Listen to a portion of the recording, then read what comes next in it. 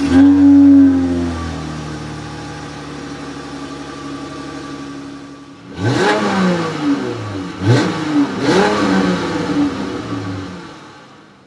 everyone, how's it going? For today's video, I'm proud to present an up-close and personal, in-depth look at the newly refreshed 2015 Chrysler 300. This is going to be a detailed, in-depth review of the 300. We'll start it up, show the engine, get an exhaust clipping over the performance data, take it on a thorough road test, and show you many of the unique aspects of both the interior as well as exterior. And so, without further ado, let's go ahead and start her up.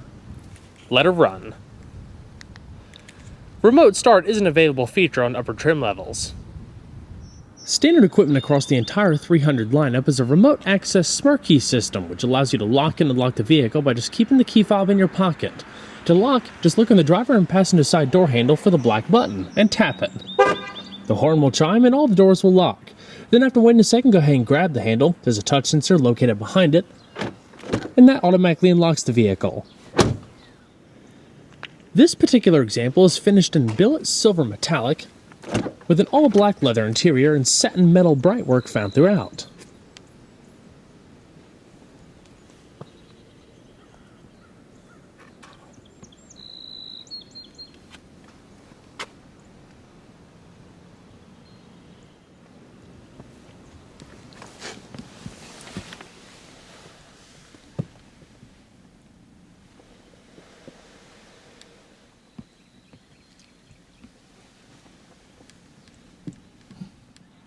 In addition to the smart key system, the 300 also features standard push-button ignition.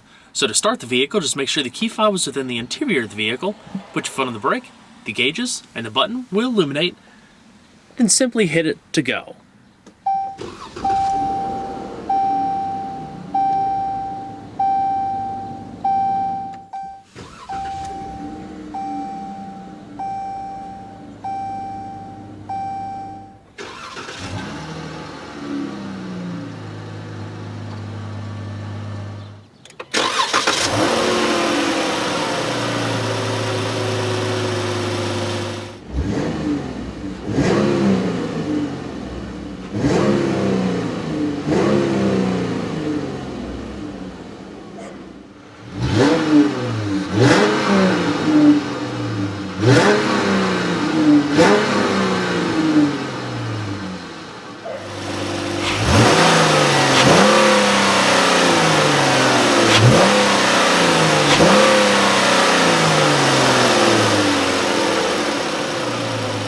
The 2015 300 features electrically assisted speed proportional rack and pinion power steering, routed through an updated 3-spoke multifunction steering wheel. The wheel is wrapped in supple leather and now incorporates substantial grip bolsters up top for a bit of a sportier feeling. The cross-stitching also adds a nice detail. Just like you find throughout the interior, the spokes are also highlighted by genuine satin metal trim. Your multifunction controls, off to the right, correspond to your cruise control, and if equipped, adaptive cruise will be located here. The left-hand side incorporates your hands-free telephone and voice commands, and the driver information controls that show up in the new 7-inch TFT display within the redesigned instrument cluster. The gauges, I believe, are a real focal point of the interior of the 300. Like before, it's still beautifully accented in the blue backlining, but incorporates a little bit more satin metal trim, especially surrounding the cluster, and what looks like making up part of the speedometer and tachometer itself, which is a 3-dimensional design, a little bit of a classic look with a modern touch. So using the directional arrows, you can go up and down to go between the different menus. You have a digital speed readout, vehicle information, right and left allows you to go between the different sub-menus. So vehicle information, you have different status gauges, diagnostic features, continue on down, fuel economy, trip information, audio, messages, if you have any alerts from the vehicle, screen setup, so you can customize it, and back to your speedometer. For 2015, both V6 300s and V8 300s featured Chrysler's TorqueFlite 8-speed electronically controlled automatic gearbox, now routed through a rotary gear selector in the center console.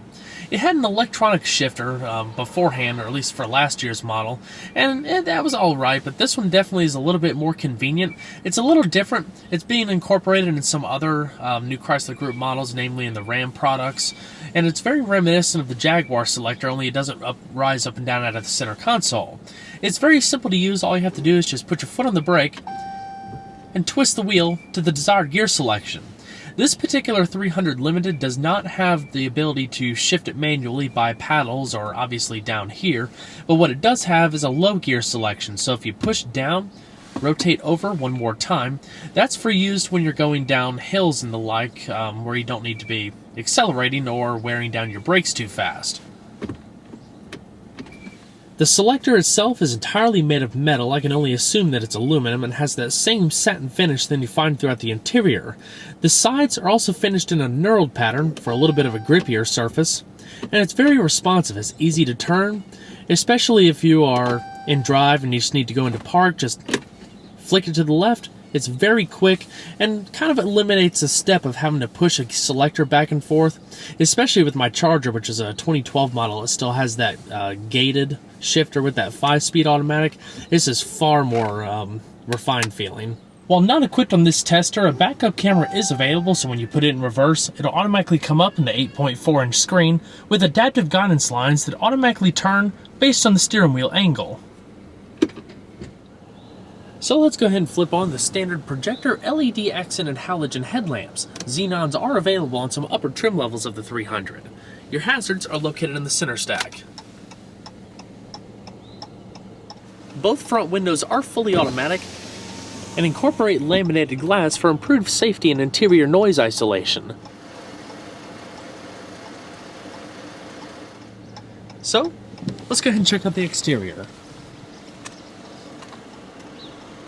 Upon closing the door, the interior will also chime, letting you know it's lost detection of the proximity key fob. The latest generation Chrysler 300 has been around since 2011, so for the 2015 model year, which coincidentally is the 60th anniversary of the original 300, the entire line receives a mid-cycle refresh. Unlike the Dodge Charger, which also receives a refresh for 2015, changes to the 300 are a lot more subtle. There aren't any alterations in the sheet metal, largely limited to fascias, lighting, and interior upgrades. It's now available in 4 trim levels: entry-level limited like we have here, sporty S model, luxury themed C, and a new range-topping 300C Platinum that incorporates hand-finished wood, diamond-quilted leather, and more. Detailed pricing can be found in the description box below. While the standard drivetrain continues to be rear-wheel drive, all-wheel drive is still available, but only on 300s equipped with the V6. Up front, the 300 wears the new face of Chrysler, a large grille with floating wing emblem and black mesh dominating a softer, sculpted front bumper. The LED accented headlamps have been updated, relocating the amber portions to the outer edges of the bumper, just ahead of the wheels. It looks very European and took me some time to get used to. In person, the lamps are really quite pretty, further enhanced by available bifunction HIDs and adaptive forward lighting, which better illuminates curves in the road ahead. The lower clip features an elegantly styled chrome Mobius strip reminiscent to the one seen in the new 200. LED fog lamps are also available. In the rear, the only 2 changes include updated tail lamps, which incorporate 48 LEDs each with circular diffusing elements, and a restyled fascia. The bumper cover follows a more sculpted look like the front, highlighted by chrome trim and a new blacked out lower valence that's said to lighten the 300's appearance from the rear. The elongated polished exhaust tips are integrated within the fascia. I'll admit, I wasn't sure about the refreshed styling when I first saw it, but it did grow on me over time, especially with alternate trim levels and colors. While the 2005 to 2010 models will always have that signature original cool factor, the newer faces are far better products in terms of refinements, road manners, and overall quality. What's even more impressive are the amount of fine details Chrysler instills into the sheet metal. When the newest gen came out, it was a big departure.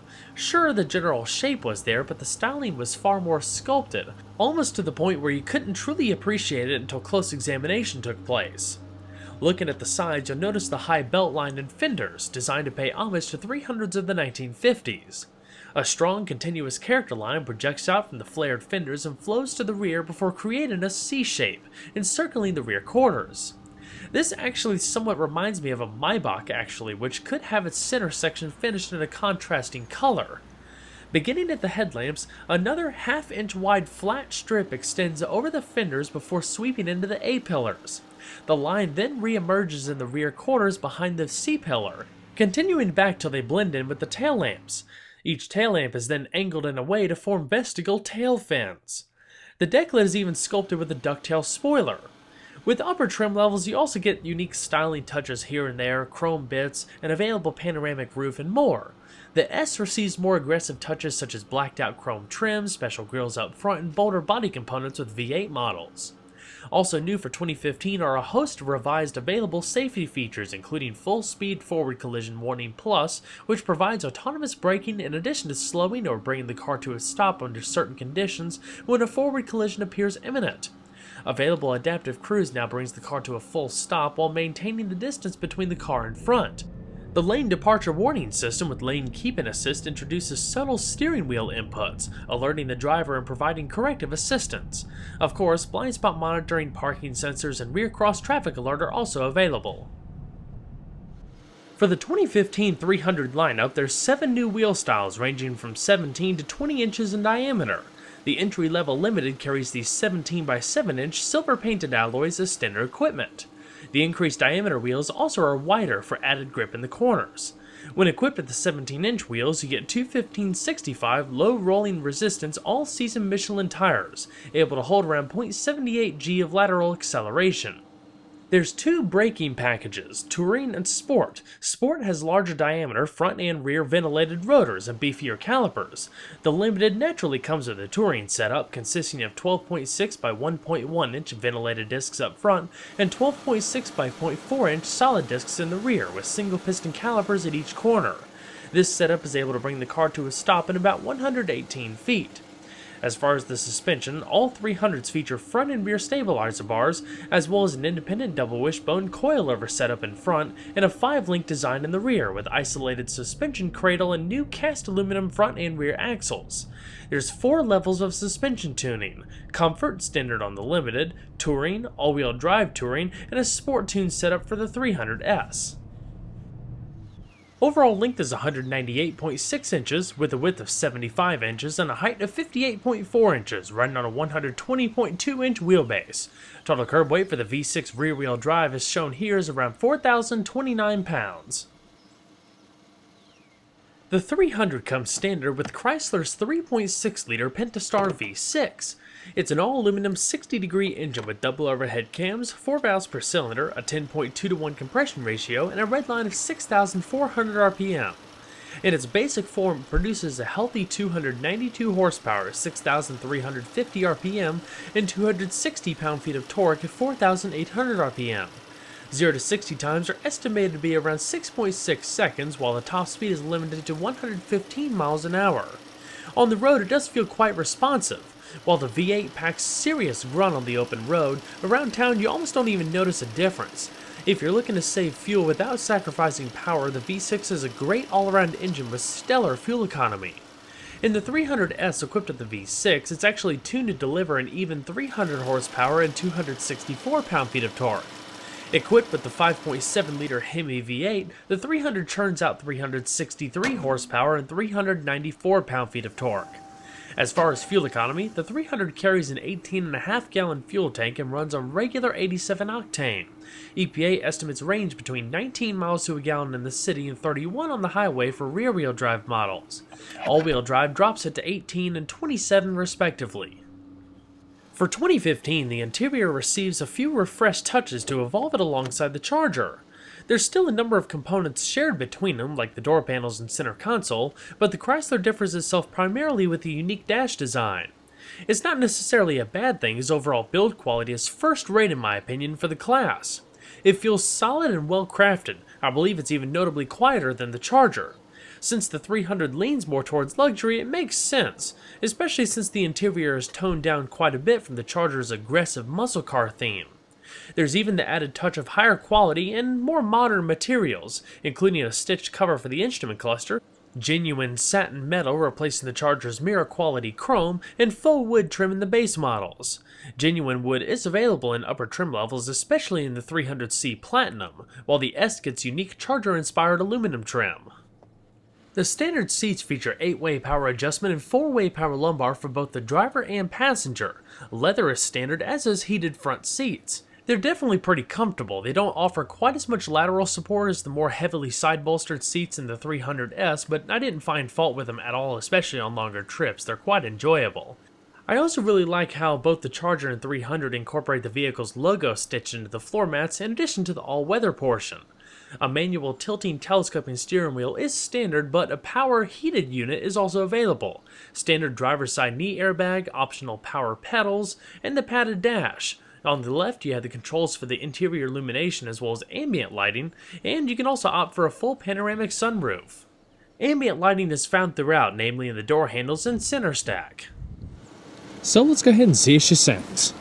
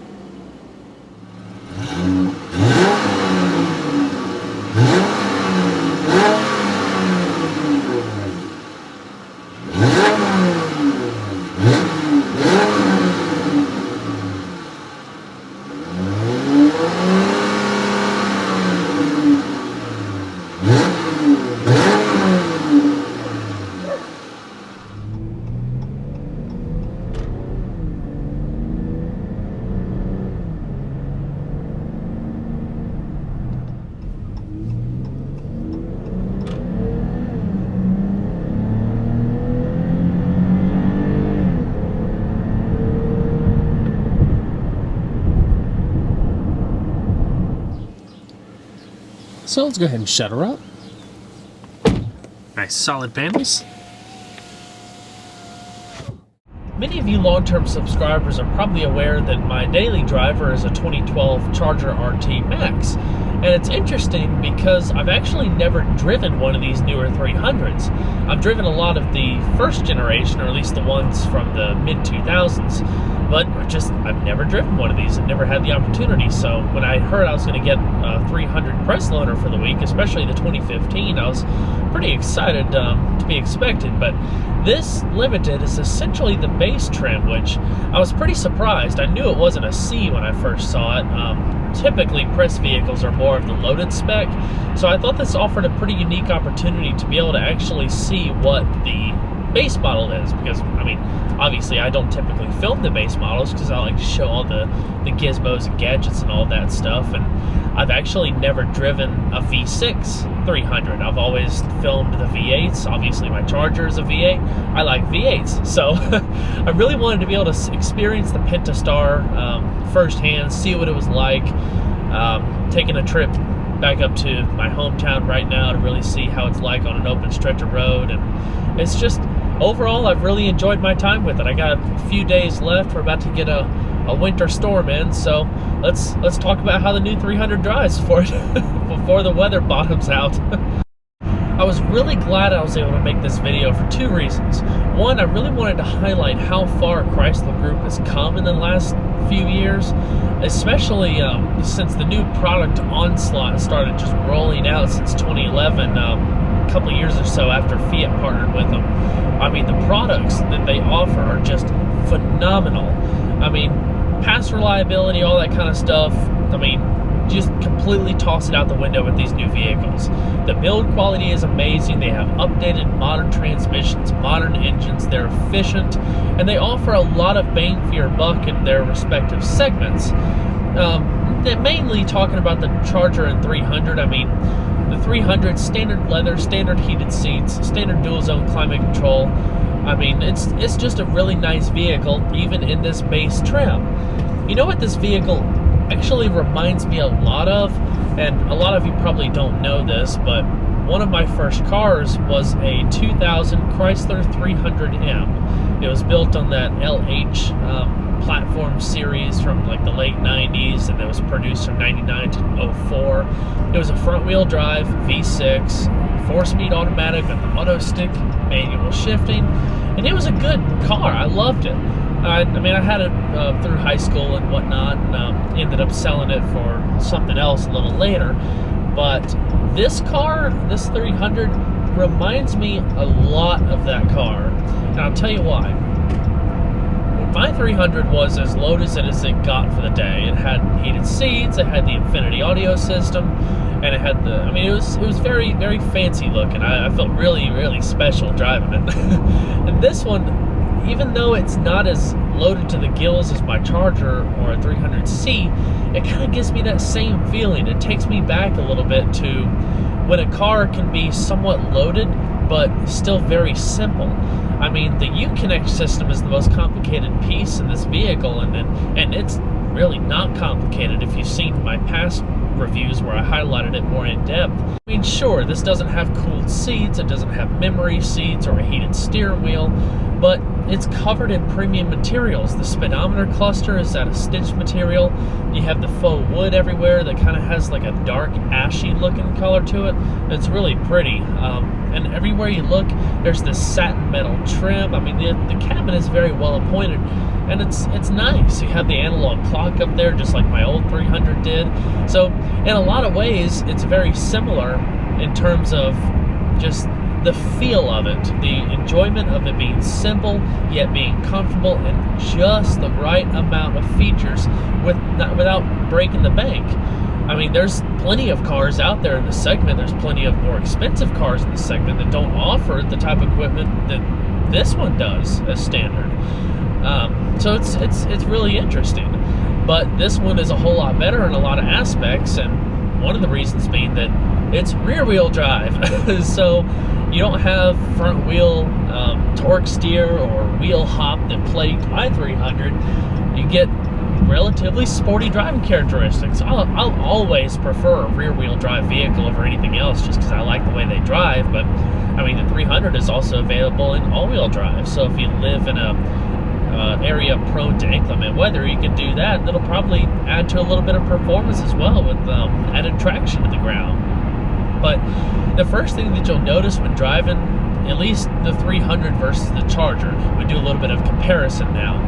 The 300, even though I'm comparing the V6 to the V8, I think it's substantial enough of a difference to make mention. The ride quality and the way this vehicle drives is not at all like the Charger. They are not the same vehicles. They are built on the same platform. They share many of the interior components, all of the electronic features, and the way everything works is pretty much identical to each other. The styling is extremely different. There's a lot of subtle details that you won't find in the Charger, and I'll talk about that a little later when we're talking about the styling. But just the way this vehicle feels. The steering is a lot lighter. It's still electrically assisted, so you get that extra benefit and stuff, but my Charger is very firm to steer when compared to this. It feels like you gotta muscle it just a little bit more. It's just a tighter steering feel. I prefer the tighter steering feel. This one is a lot more relaxed, and that goes along with the suspension. For 2015, the 300 actually has lighter front and rear axles, which I doubt that translates to improved ride quality at all, but compared to the Charger, this is a whole lot smoother. It's probably because of the wheels on this. This vehicle has 17-inch wheels, where mine has 20-inch wheels. Even though the suspension is on the softer side, it still holds its own in the corners. I mean, it's not unlike the Charger, it's just not as tight or sporty of a vehicle at all, and you'll notice the difference if you compare them. They're basically apples to oranges as far as the ride quality is concerned. And that's a good thing for a lot of people, because the Charger, I've read other people, other reviews of it, and people have complained about the stiffer ride quality. I prefer the stiffer ride quality. You can feel a lot more on the road, and it's a little bit more dynamic. But if you're wanting a softer, smoother vehicle, then the 300 is perfect, because I mean, it floats over the highway, not like a typical American classic or like giant boat car would float, but it's very predictable, it's very controlled. It just soaks up the bumps very well. I'm driving about 70 miles an hour, and over this road I've traveled with the Charger multiple times, and it's almost like driving on a new road. It's just, it's very smooth. I like it a lot. The thing I wanted to elaborate more on is the gearbox. So last year's 300, for those of you familiar with the lineup, had an 8-speed automatic. It was through a different electronic gear selector that was kind of cool. It was like a pistol grip type electronic shifter, but Chrysler's moved to this new rotary dial like they've done with some of the other brands and product lines. But it's also the first time I've driven a Chrysler with an 8-speed automatic. And just comparing based on the old clunky 5-speed that's in my Charger, this is awesome. I wish it had manual shiftability.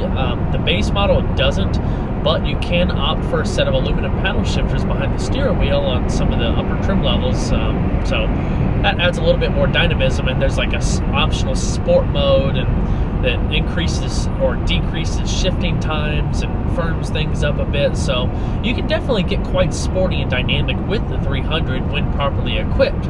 But in the time or the week that I've had this vehicle so far, the fuel economy has just been phenomenal. I mean, the 8-speed, I'm at 70 miles an hour cruising in 8th, and you can't hear the engine or driveline or anything.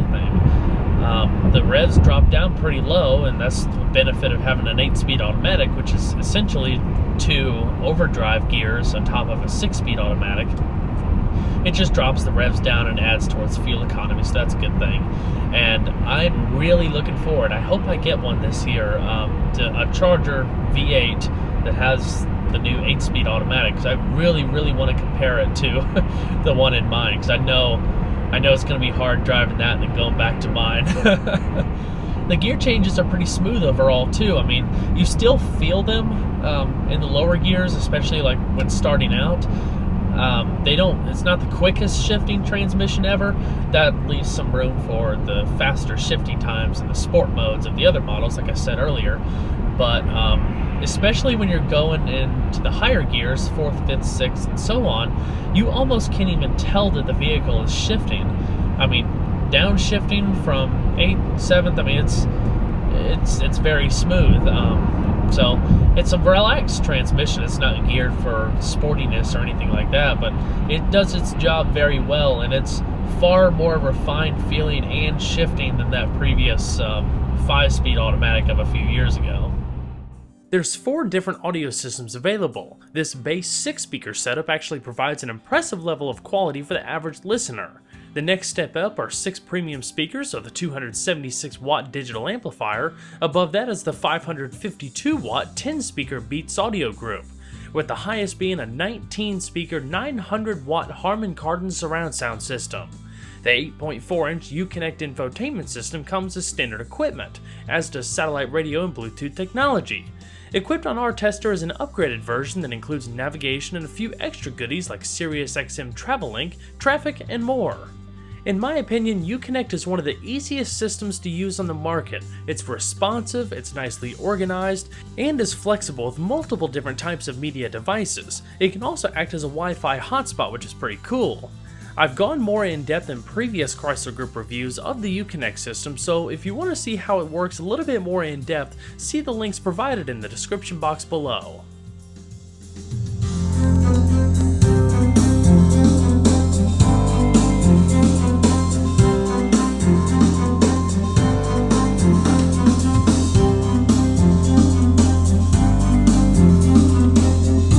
Cloth-wrapped A-pillars, grip handles up top, and soft padded visors, with illuminated vanity mirrors. Not to mention, an auxiliary sunshade comes out to the right. Auto-dimming rearview mirror with roadside and 911 assistance.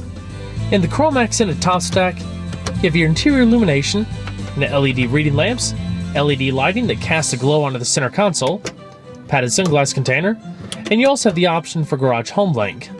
As many people probably know already, many of the interior features, ergonomics, and electronics, including placement of those controls, are very similar to the Charger. Of course, everything's styled just a little bit differently to give the 300 a bit of a softer, more luxurious touch. As your eyes begin to flow down the center console, take a closer look. You see this raised portion in the middle of the dash right here?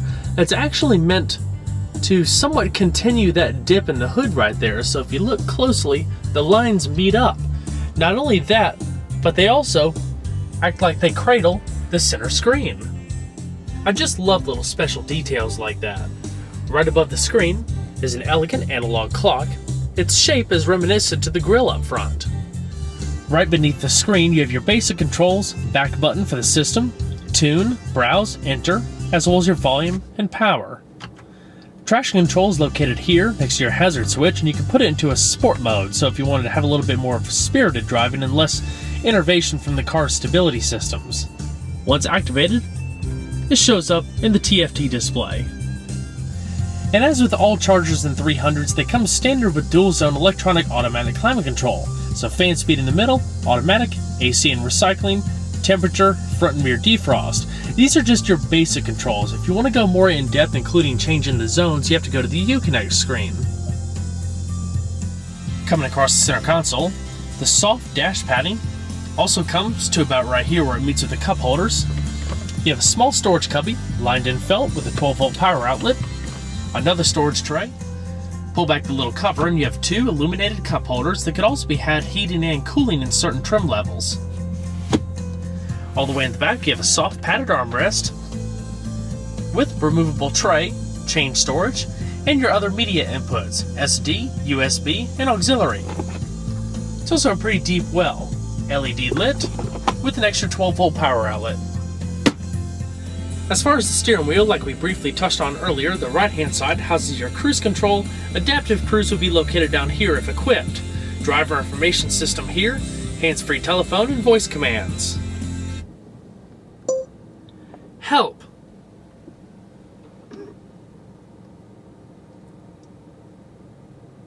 You can interrupt this help message and give a command by pressing the voice button on the steering wheel.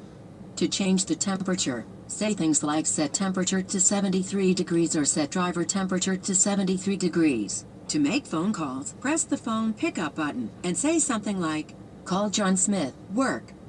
For help on how to use the voice command system, say, "Voice tutorial." Cancel. Cancelled. The voice definitely isn't the most refined sounding, but it offers a lot of flexibility in controlling many of these features, so you can make sure to keep your eyes on the road. Intermittent wipers are on the left-hand side. Automatic wipers are also available. And in typical Chrysler Group fashion, the back of the steering wheel, perfectly placed for your hands, are your radio controls. The right-hand side houses your volume, as well as changing between the different sources. The left-hand side goes between your different presets and manually going through like radio stations or Sirius XM stations.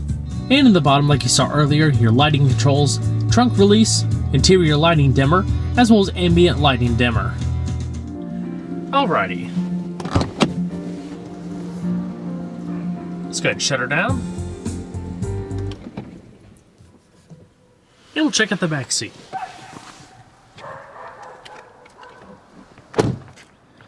Just like the Charger, the 300 boasts a roomy and comfortable back seat for taking passengers on longer trips. And just like you would find in the front, pretty much every surface is finished in soft touch material, or at least the essential touch points in the upper half of the door panels.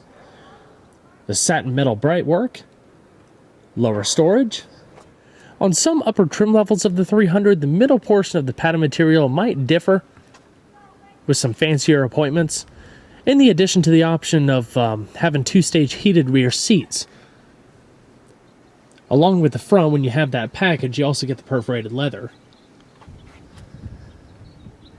There are storage pockets on the back of the seats, in addition to two USB ports versus the 12-volt outlet that was there previously.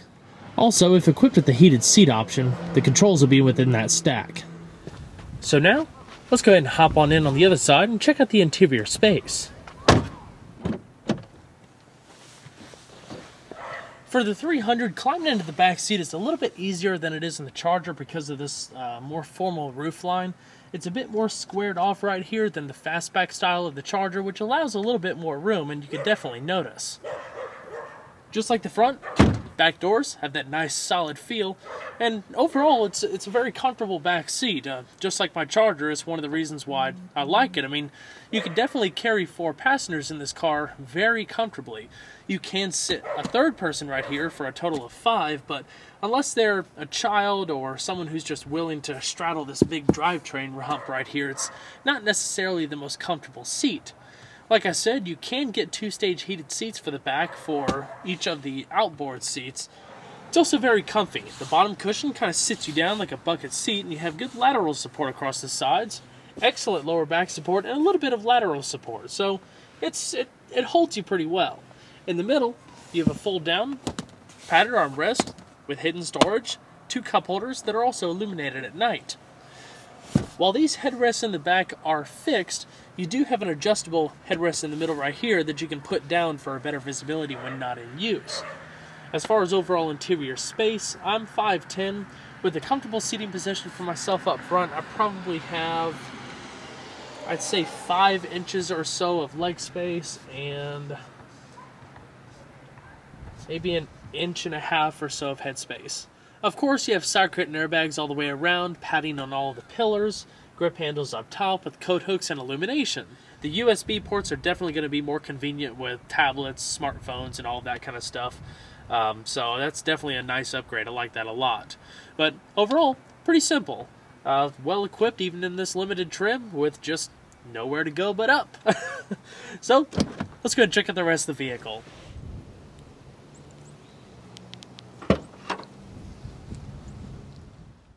Both the 300 and Charger have 16.3 cubic feet of cargo space out back. It's pretty decent overall, not huge, but enough to swallow up a pretty good amount of cargo. You have a storage net in the back, cargo tie-downs, and plenty of illumination. And for extra space, you can even fold down the rear seats to load up cargo all the way up to the front.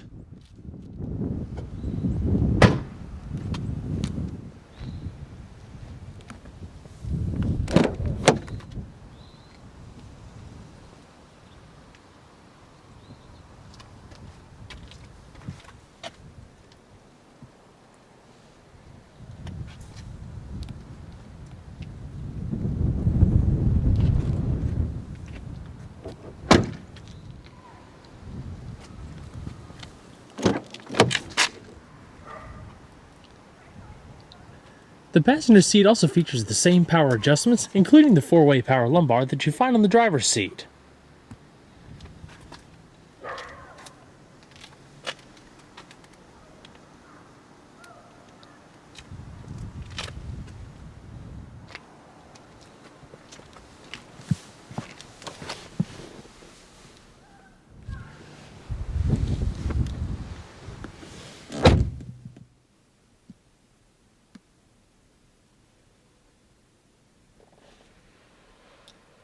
Down below, you do have a locking glove box that can encompass a pretty good amount of space.